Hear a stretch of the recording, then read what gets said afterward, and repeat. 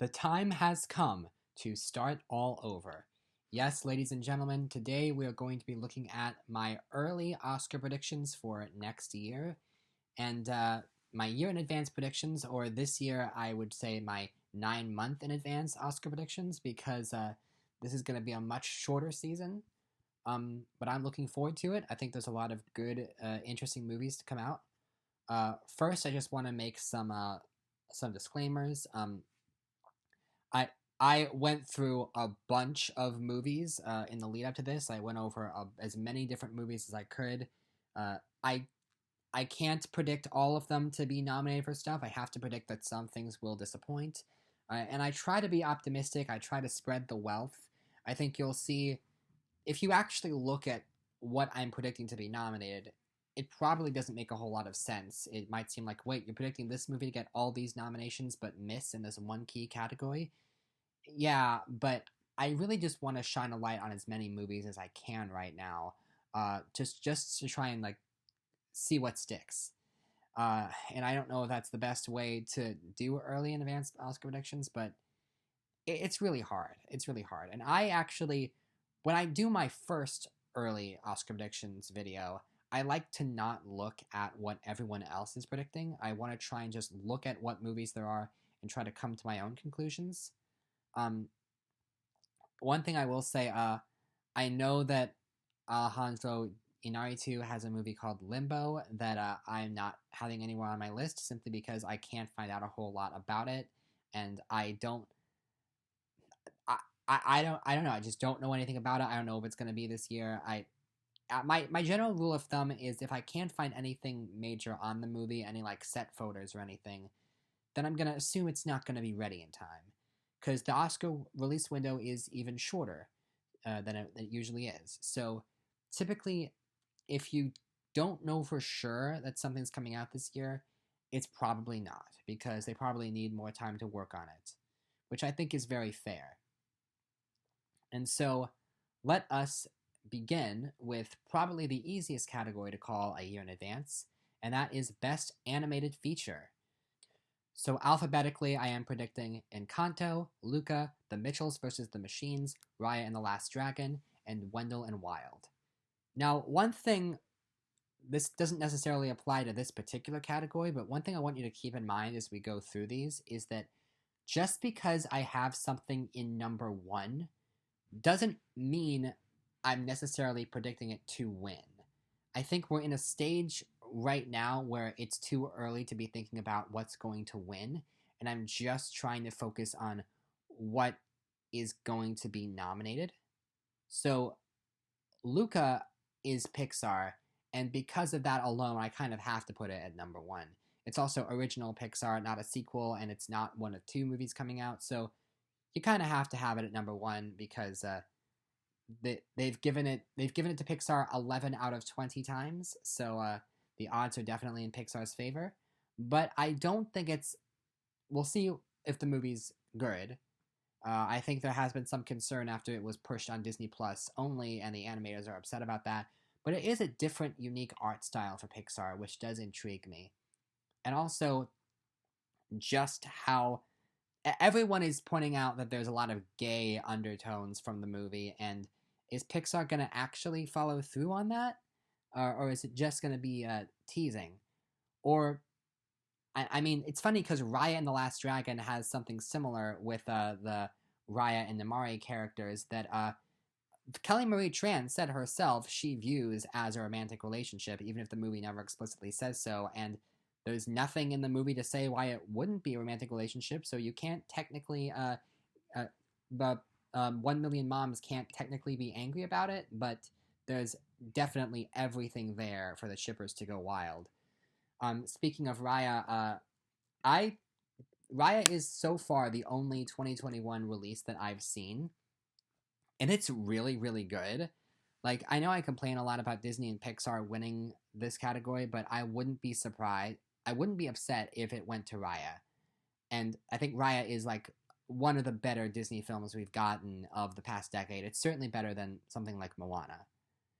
With that said, it is the first thing that came out. And I don't know if people are already moving past it. I know that Disney's going to keep it in the conversation because they're going to push it. I feel quite confident that it's going to get the nomination. Uh, but we'll see what happens when it comes to winning. And then Wendell and Wild is Henry Selick stop motion, and because of that, you kind of have to have it on. You have to assume it's going to be good. And Encanto is Disney, and we don't know anything else about it, but it's Disney, so we have to have it on.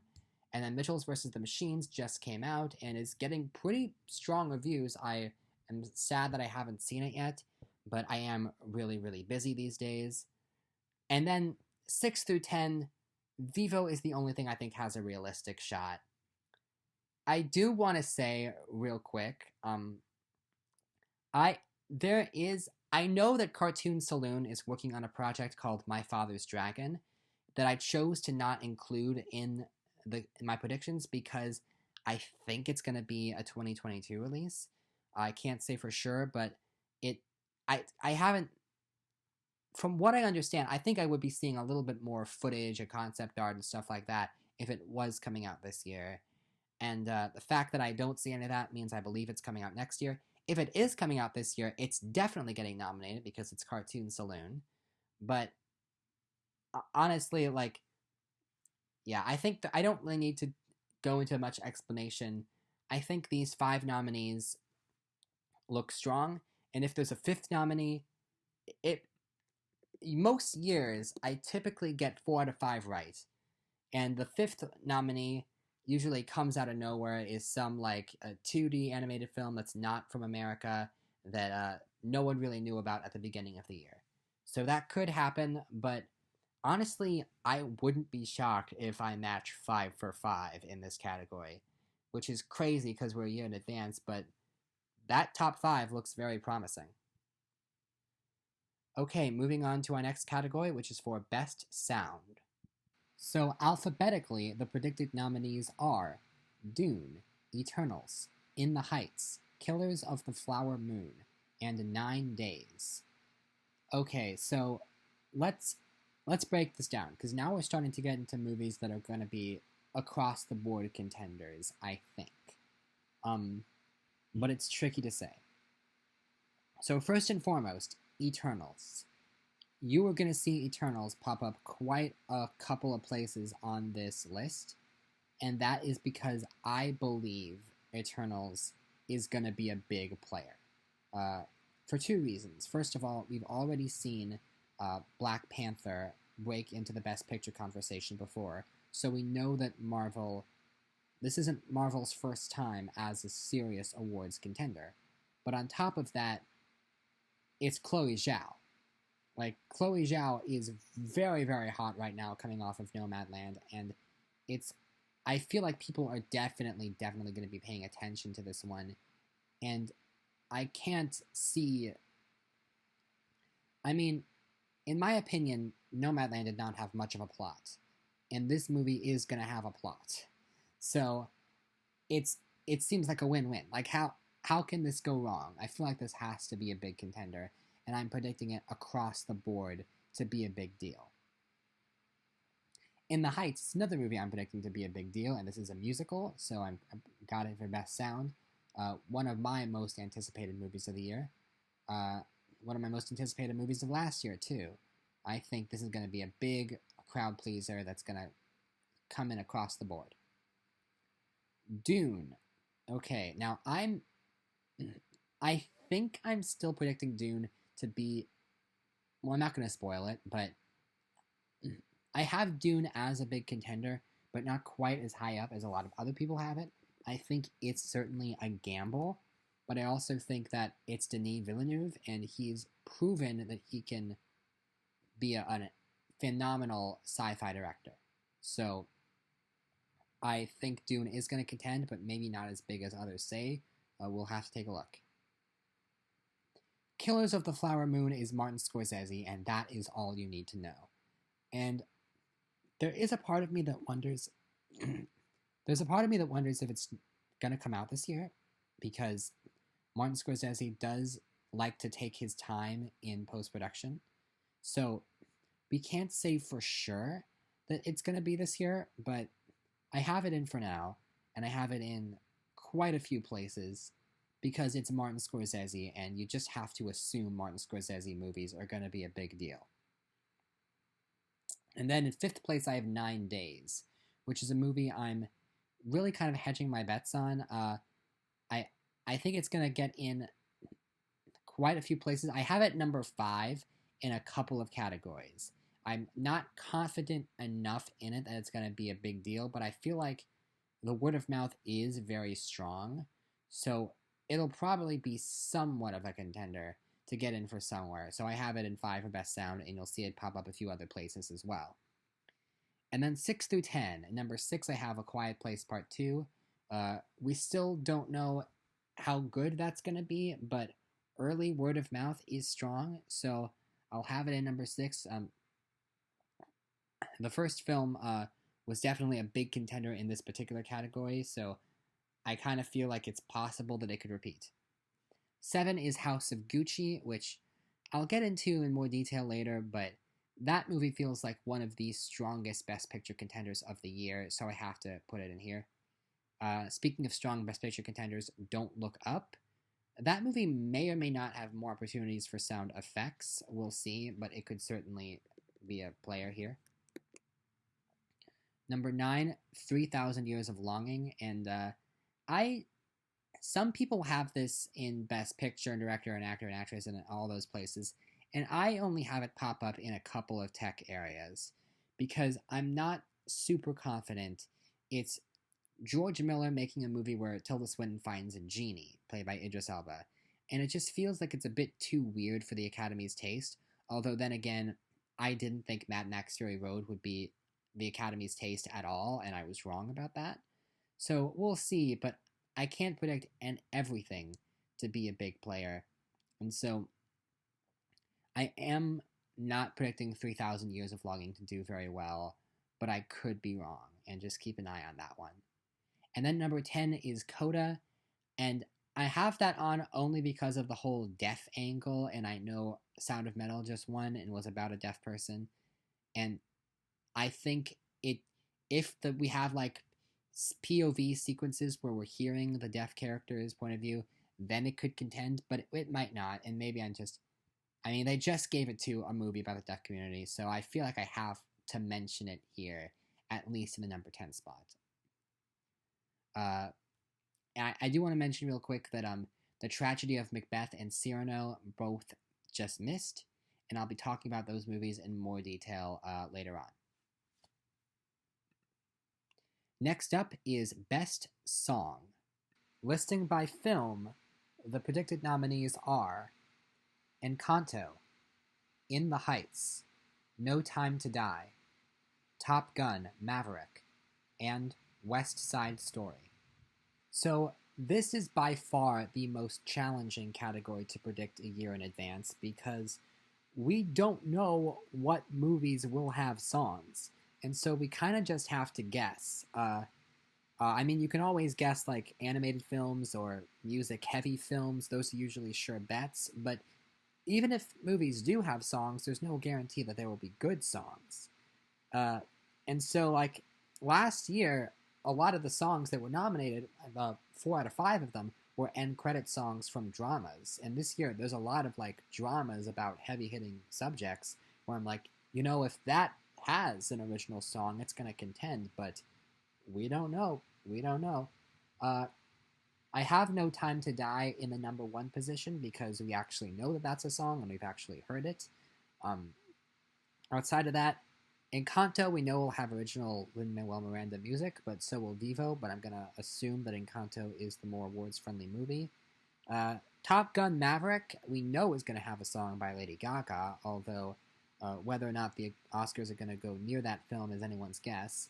And then In the Heights and West Side Story, we can sort of assume that there will be an original song added to the pre-existing score because that's what modern movie musicals do. Outside of that, I know the rest of these films will have music. King Richard, honestly, is just a guess. It feels like the type of film that would have an emotional end credit song.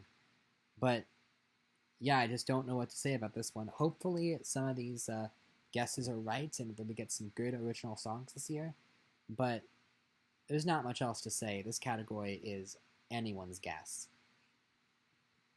Best Original Score. Now, this is interesting. The predicted nominees: Dune, Eternals, The French Dispatch, Nightmare Alley, and 9 Days. And they're alphabetical and in order of most likely to least likely to get nominated. That's pretty crazy. Um, so I don't need to address all of them, but I do want to address the ones I haven't mentioned. The French Dispatch is Wes Anderson, making something of an anthology film with a bunch of short stories, and I am predicting that this will do very, very well, although it's a bit hard to tell, but last Wes Anderson live-action film was Grand Budapest Hotel, which was very, very successful with the Academy. So I have to assume they're all like really eager to award him. Isle of Dogs was nominated for 2 Oscars, even if they don't like to go too far out of the comfort zone if it's animated. But it's Wes Anderson. They love him. Another person that they love and has been awarded recently is Guillermo del Toro, and he's doing Nightmare Alley, which looks really interesting and certainly has a really interesting cast. It's one of the more anticipated movies of the year for many people. I am predicting it to do well, although, as with anything, I'm a bit hesitant. Okay, House of Gucci, I've already said. Untitled Paul Thomas Anderson movie. Now, usually I don't like to predict movies that don't have proper titles, but I'm gonna make an exception for this because it's PTA, and he was not expected to get the nominations that he got for Phantom Thread. So, and this movie does sound interesting, so I'm gonna put it as an option. Operation Mincemeat, I will say. I'm not predicting that for anywhere else, but it is Thomas Newman doing that score, so I feel like I have to put that in just because of that alone. And to be honest, there's not much to go off of except for the films, and we know some of the composers, but not all of them. I think Alexandre Desplat is doing both French Dispatch and Nightmare Alley, which would be pretty cool for him to get double nominated. Outside of that, the scores are the last thing that the Academy does, and in terms of the filmmakers do. The music is composed and added to the film just a couple of months before the movie is ready. So we haven't heard a note of any of these scores, but these are the films that I think will have the types of scores that will contend. So not much else to say. Let's move on to Best Visual Effects. Okay, predicted nominees for visual effects: Dune, Eternals, The Matrix 4, 9 Days, and 3,000 Years of Longing. This is the one category where I am predicting 3,000 years. Eternals and Dune are no-brainers because they're predicted to be big contenders across the board. 9 Days, I'm gonna assume that that's gonna be an awards contender. But again, just going by the trailers, it's difficult to tell how much visual effects is in the film. But then again, they do like to award their subtle VFX in the past couple of years, so I think that's going to be a factor. And then Matrix 4, there's a lot of big tentpole blockbusters that I could be awarding, but Matrix 4 is the one that I think has the best shot because that was revolutionary CGI, and I think for this reboot, if they're going to do the reboot, they gotta really up the ante with what they can do with the technology. And then the others are all possibilities for blockbusters. And the reason I have Mortal Kombat at number 10 is because I have this fascination with video game movies, as you may be able to tell from from Pixels to Pictures series, and I'm sort of just any day now we're gonna get the first video game movie to be nominated for an Oscar, and the VFX in Mortal Kombat looked pretty good, so it could be a surprise WTF nomination a la Love and Monsters. I just want to keep that in the back of people's heads. Of course, if the Academy decided to add the category for Best Stunt Ensemble, then that would be different, because the stunts in that movie look pretty incredible. And I do want to point out that Clayton Davis, in his Variety predictions, is predicting them to add categories for casting and stunts, which he's sort of trying to will it into existence, and good for him. But until the Academy makes an official announcement, I'm not going to predict that. But if there is a stunt category, Mortal Kombat could really be a contender there. Next up, Best Makeup and Hairstyling. Okay, so predicted nominees alphabetically are Blonde, Dune, The French Dispatch, House of Gucci, and Respect. Okay, so first of all, fun fact about House of Gucci, I initially had this like just outside the top 5 at the top 6. And then as I was collecting the photos, you'll see later on the photos for the acting categories, and I looked up Al Pacino and Jared Leto, and I was like, wait, that's Al Pacino and Jared Leto? Okay, this is winning Best Makeup. Like, I know I said earlier it's too early to call wins, but if there's one win I think I can call, it's House of Gucci and Makeup, because that's actually Al Pacino in that picture, and later on I'll show you the picture for Jared Leto. This is the exact type of thing that they give Best Makeup to. Like, it's definitely going to contend for the nomination at least.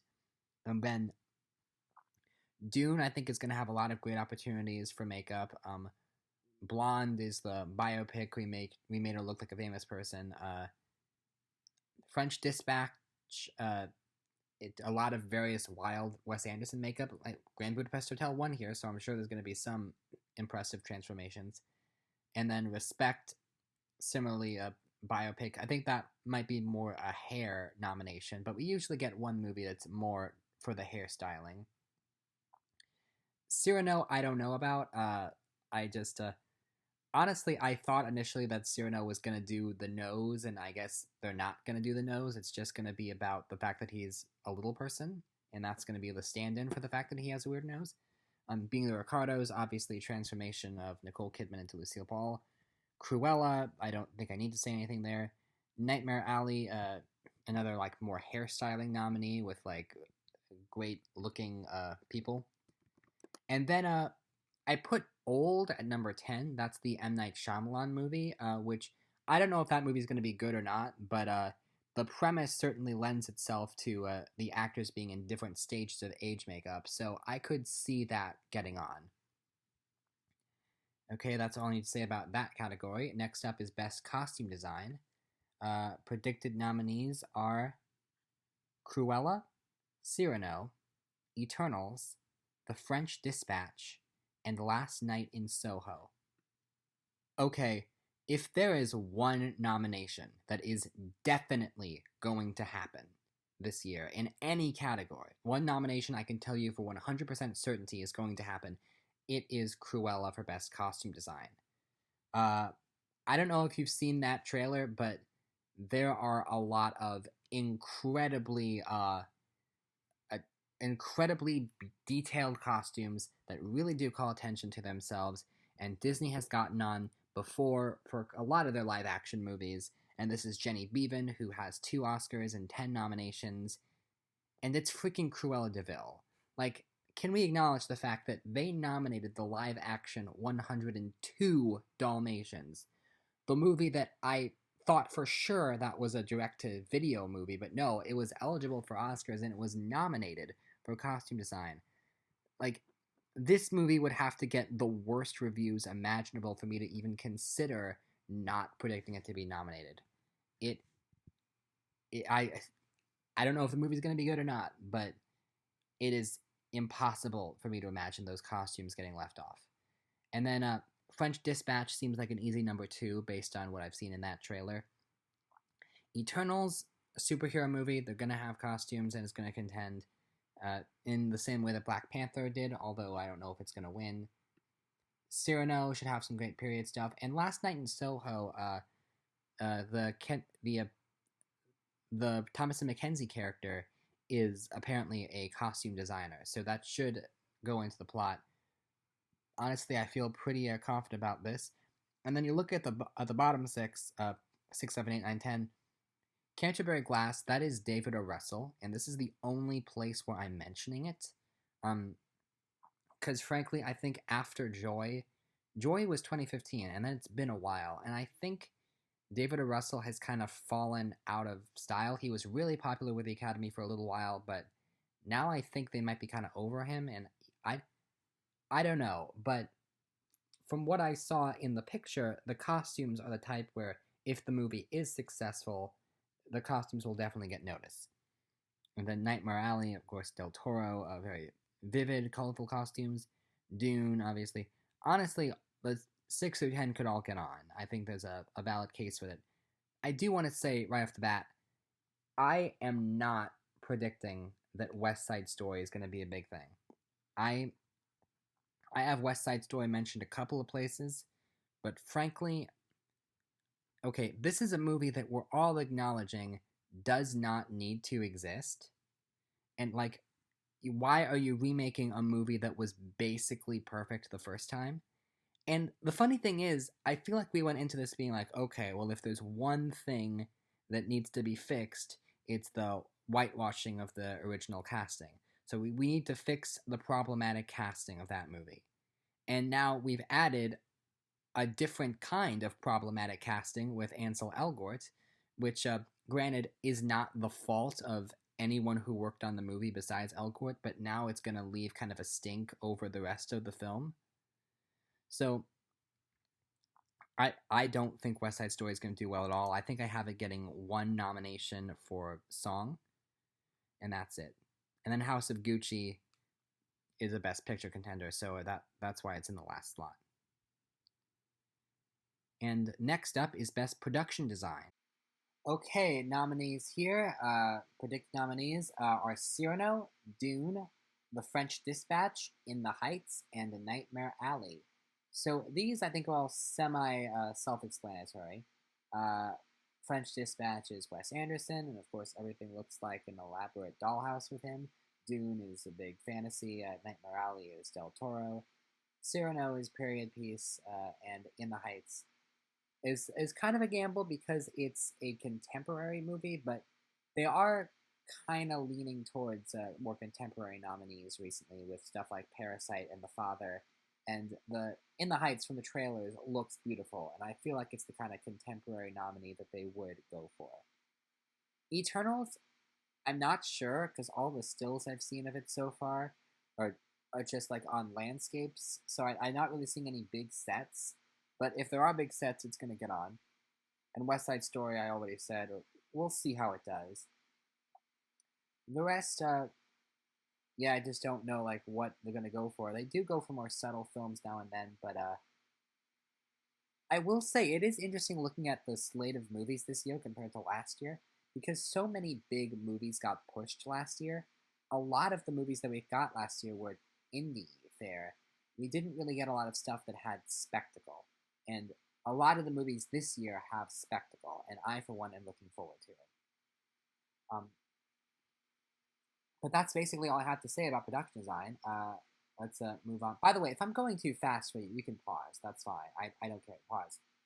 But moving on to best cinematography.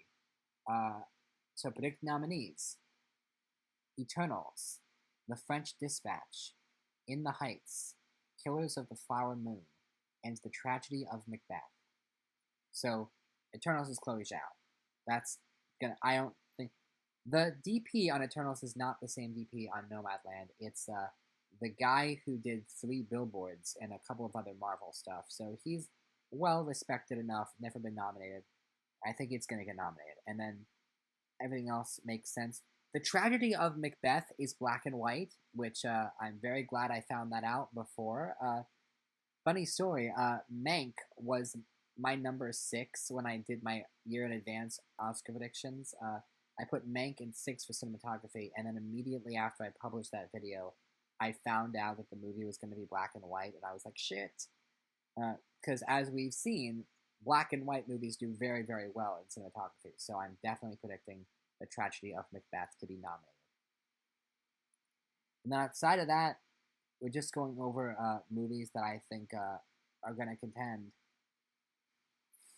Really curious to see what this category looks like, but I honestly don't have a whole lot more to say because I basically addressed all these movies. But don't worry, we're going to get to the big categories soon enough, and I'll have plenty to say on those.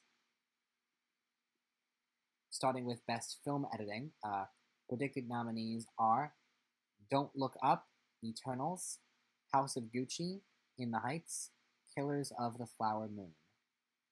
Uh, yeah, these are mostly like the big Best Picture contenders, which is where you expect to see the editing nominations come from. Not much more to say. But here we go. Here we go. Best Adapted Screenplay. Okay. So the nominees for Adapted Screenplay are predicted nominees for Adapted Screenplay are Eternals, House of Gucci, In the Heights, Killers of the Flower Moon, and Nightmare Alley. So, from where I stand right now, it seems like there's a pretty even divide between Best Picture contenders in adapted and original. So, maybe slightly more in original, but I think like the top 5 here are all movies that are solidly in the hunt for Best Picture, at least where I stand right now. I do mention Zola real quick, and that's a indie movie that might be a hit, but honestly, I think in this year, people are going to be more drawn to the spectacle stuff and aren't going to give the indie stuff a fair shot. Although it is entirely possible that they're like, you know what? There's too much spectacle. We want to nominate something indie. I'm sorry, it's kind of late when I'm recording this, but and also Tragedy of Macbeth is Shakespeare, but Shakespeare has gotten nominated in this category before, so we still don't know what new direction Joel Cohen is taking with Shakespeare, so we will see. And Dune is supposedly an unadaptable book, so that could contend. But yeah, again, this is all basically guesswork, educated guesswork, but guesswork nonetheless. Let's get to original screenplay now. Predicted nominees: Don't Look Up, The French Dispatch, Mass, 9 Days, untitled Paul Thomas Anderson movie. Okay, so this is the first mention of Mass, which I think is going to be a very, very big contender in the top categories. That is one of the top Sundance films. Another top Sundance film is Coda. So looking on both of those to contend, I have Mass higher than Coda because Mass feels like it's the real important downer Academy vote loved film from everything I've seen. And Being the Ricardos is number 6 because that's Sorkin. And I know I should probably be predicting Sorkin to be nominated, but honestly, this is tight competition. And Sorkin didn't get nominated for Steve Jobs, so they have snubbed him in the past, and we don't know what this movie is going to be like. So, yeah. Also, Last Night in Soho is Edgar Wright horror, and there's a lot of movies in this race that aren't the typical Oscar thing, and we sort of have to figure out whether or not they're going to contend. Also, Come On is Mike Mills, which he's gotten on before for 20th Century Women, so that's one to keep an eye on. There's a couple other ones that I couldn't. I don't think I mentioned Startling, which is a Melissa McCarthy drama. That's something I have in the back of my mind as something that could very easily contend in awards, but I'm just not confident enough to push it. But now we come to the acting categories, and oh man, let me tell you, the competition here is looking pretty tough. Best Supporting Actress, but alphabetically, predicted nominees: Ann Dowd for Mass, Marlee Matlin for Coda, Olga Merediz for In the Heights, Meryl Streep for Don't Look Up, and Anya Taylor-Joy for Last Night in Soho.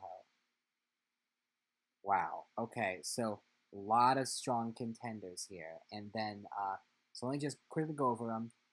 Ann Dowd, very well-respected actress, especially due to her recent performance in Handmaid's Tale.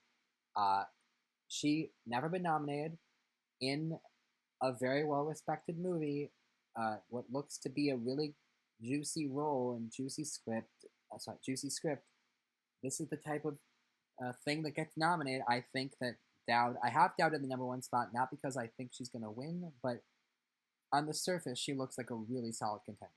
And then Marlee Matlin, previous contender, previous winner through the Oscars, Never Been Back, real life deaf person playing a real life deaf person in this movie about the deaf community and child with deaf adults. It's all did really well in Sundance, so we know it's good. I think she'll be back. Meryl Streep is Meryl Streep. And her last nomination was in 2017. It's been 3 years. And usually Meryl doesn't go that long between nominations. So are we hitting something of a drought? Is the Academy finally over it? I don't think so. I think so. She's playing the president in this movie, which for all we know, it could be just an extended cameo. But the movie is Adam McKay. Adam McKay movies do well. Adam McKay movies campaign really hard. And if Meryl Streep has a sizable supporting role, they will campaign to get her nominated. And if people like the movie, they'll vote for her. So I think Meryl Streep is going to get Oscar nomination number 22 for this film. Anya Taylor-Joy. This is an ingenue type that just is looking for her first nomination, has been steadily building momentum over the past couple years, and then just hit a major star role with The Queen's Gambit. And she won a bunch of awards for that. And now she's going to look to get an Oscar nomination, and this is a good role to do that for. And finally, Olga Merediz. Those who have seen the movie have raved about this performance, and I almost left her off, but ultimately I was like, you know what, I'm going to predict her. I feel like this is the type of character that gets the nomination, and she was nominated for the Tony on Broadway for playing the same character, so something tells me there's a path there. I'm pretty sure that she's getting nominated. With that said, if you look at 6 through 10, they all make cases. Salma Hayek is in both House of Gucci and Eternals, two big Oscar contenders, I think. And so she's going to contend for one of them. Cate Blanchett in 2 movies, Nightmare Alley and Don't Look Up. Actually, a lot of the actors this year are in more than one big contender, which I think is fascinating. And you'll see later on that could potentially hurt their chances for certain movies. Zazie Beetz, I hear, is incredible in 9 Days, but we don't know how well that film's going to do. Same thing with Riley Keough in Zola. Could be a great indie performance, but are they in the mood for that sort of thing? And Julianne Moore, the only mention I have of the film with Dear Evan Hansen. I think if that movie does anything, it's going to be here, because Julianne Moore is playing a Tony-winning role, and it's perfectly within her range as an actress, hopefully within her range as a singer as well. It's arguably the best written role in the story, and so I wouldn't be shocked if Julianne Moore puts up a serious fight to get nominated. And there are people that I couldn't include because it was tough. I think the person I just missed was Zendaya for Dune, and she could totally get nominated. I think this is a very, very close race, but, well, we still don't know. I think it's crazy because supporting actress is really stacked, and I'll give you a little heads up. Lead actor and lead actress are both really stacked. And then we have Best Supporting Actor, which in my opinion, this field looks pretty barren to me, just from where I stand right now. Okay, so, predicted nominees. Bradley Cooper, untitled Paul Thomas Anderson movie. Robert De Niro, Killers of the Flower Moon. Oscar Isaac, Dune. Al Pacino, House of Gucci. And Jesse Plemons, Killers of the Flower Moon. I don't know. My head was screaming not to predict Oscar Isaac because, it doesn't really make sense considering what else I'm predicting Dune for. But I just didn't know what else to put there.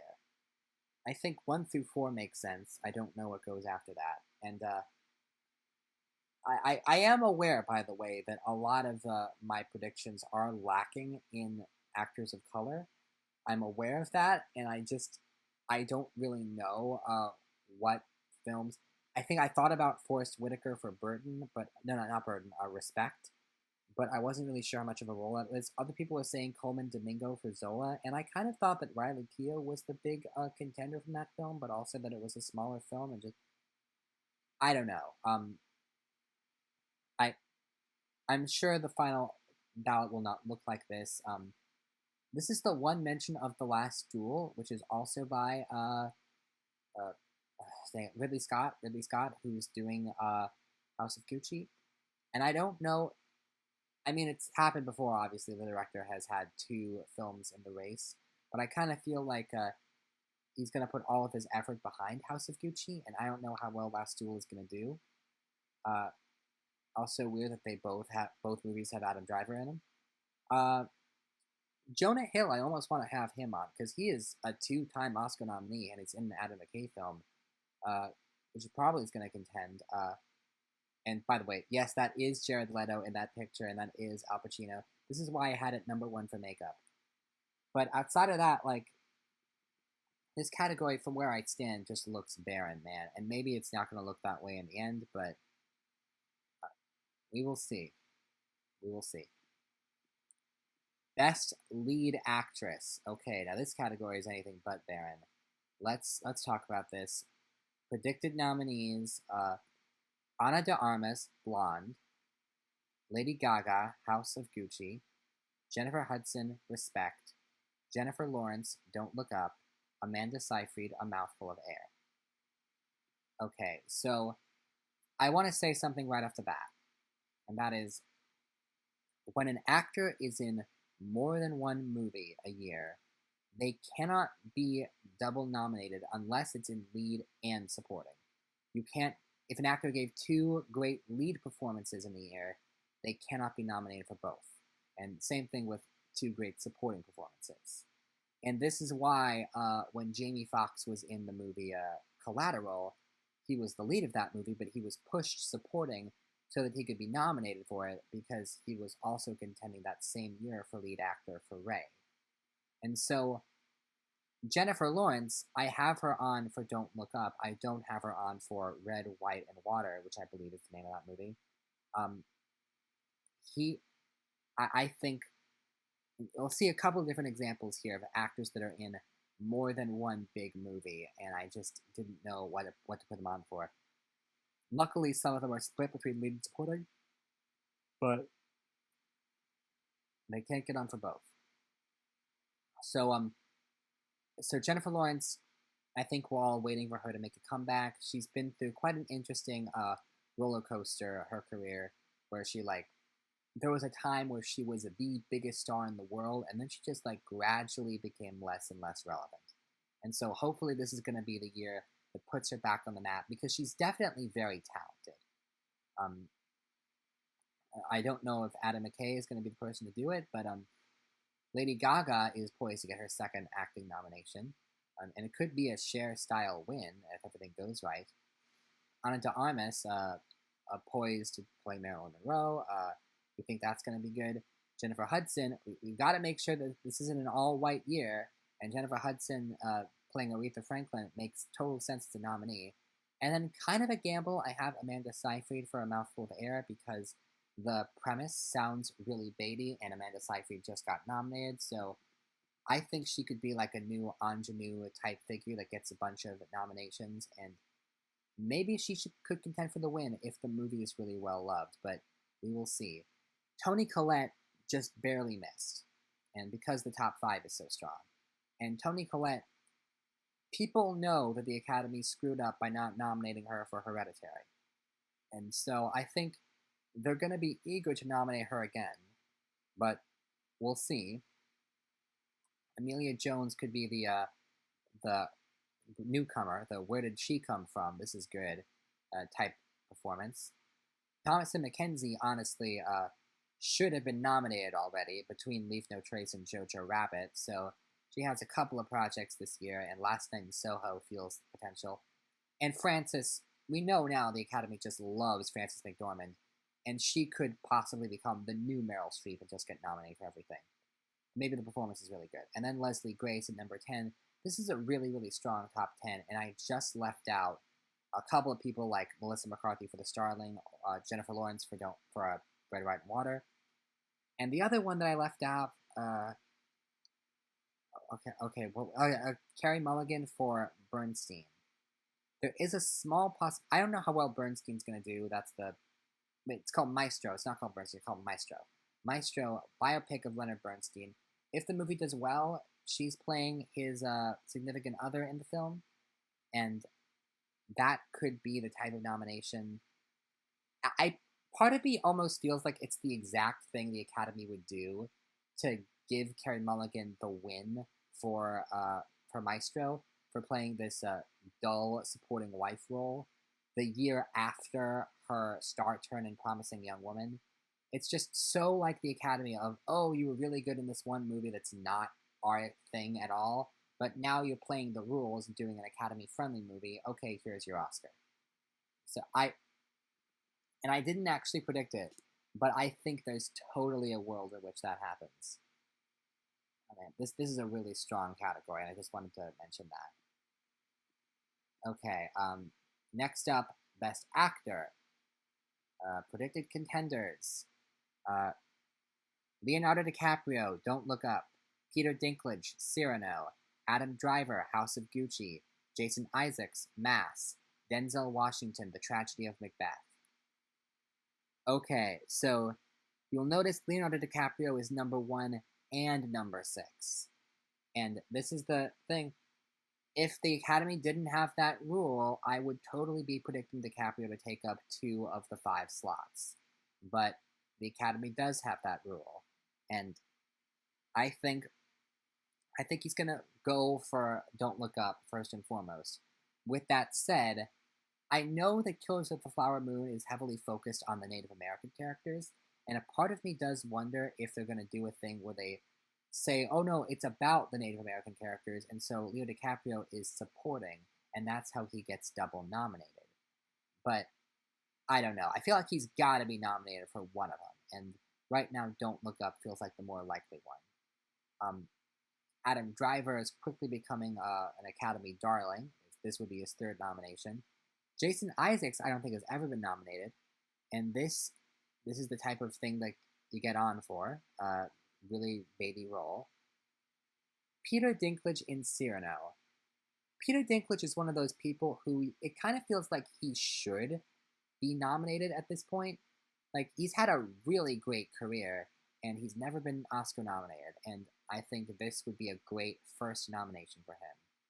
And then, of course, Denzel is the opposite. Denzel is the actor that gets nominated for everything, and I think this could very easily be another nomination and a way to add diversity to the lineup. But don't count out Anthony Ramos. Don't count out Will Smith. We'll see how Bradley Cooper and Timothée Chalamet do, but this is a really, really strong category. I have Cooper on for Nightmare Alley and not Maestro, and he's also in the untitled Paul Thomas Anderson movie. So, like, you see what I mean? It's a bunch of actors doing a bunch of different movies, and you don't know which ones are going to contend for. And I'm sure that some movies are going to get pushed. Some movies are going to get pushed back because they're not ready. And some movies, honestly, some movies are going to come out and not get good reviews. So the field is going to thin out a little bit. And there's also going to be some indies. There are totally a couple of indies that I knew about, but I'm like, I don't want to commit to it. I feel like it could happen, but I don't know. So moving on now to Best Director. Predicted nominees are Paul Thomas Anderson, untitled Paul Thomas Anderson movie, John M. Chu, In the Heights, Martin Scorsese, Killers of the Flower Moon, Ridley Scott, House of Gucci, and Chloe Zhao for Eternals. Okay, this is an interesting category. In hindsight, it is kind of weird that I put Wes Anderson as high up as I did, considering where I put the film and picture, but anything could happen, and I'm kind of all over the place in these awards. That's sort of a running theme. But and Adam McKay, I don't know why Adam McKay's not there. It's this one's tough. This one's tough. I really don't know, but I don't know what to say at this point. Ridley Scott, he's had a lot of unsuccessful movies, but House of Gucci, by the looks of it, is set to be a big contender. And there's a lot of movies this year that have big casts, though, and we sort of just have to have a leap of faith and see what's sticking. And I think that I don't know what's going to happen with Eternals. I feel like it's going to be big, but it's not going to repeat.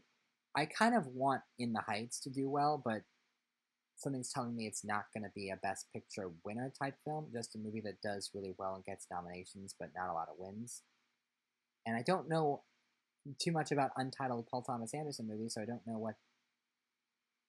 And yeah, I'm already like kind of liking it, getting into the picture, and I recognize there's kind of a lack of diversity in this list, and I want to change that. I just don't know what black movies are really contending this year, and so I we'll sort of have to figure it out. We'll have to figure it out as we go along. I'm sure there's going to be movies that come and surprise us, but I think it would be a bit embarrassing if after the year we've just had, we go back to another year that's basically Oscars so white.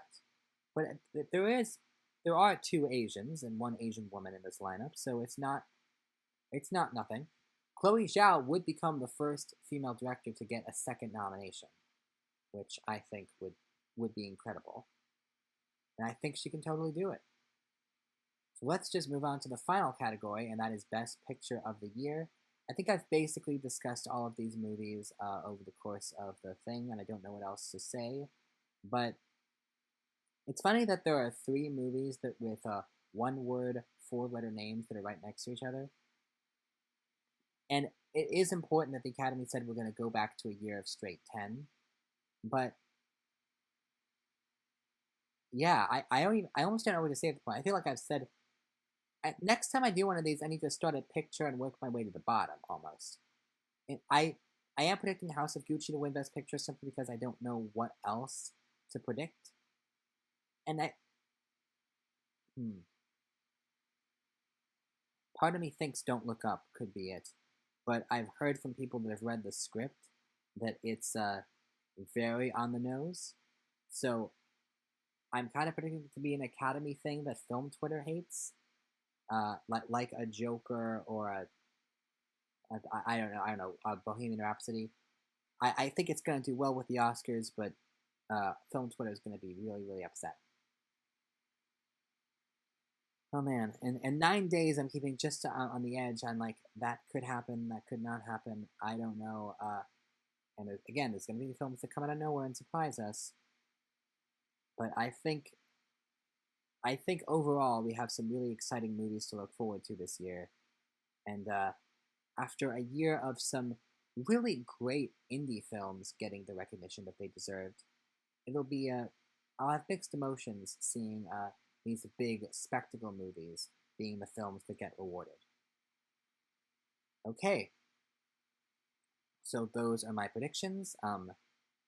And thank you very much for watching. And I will see you.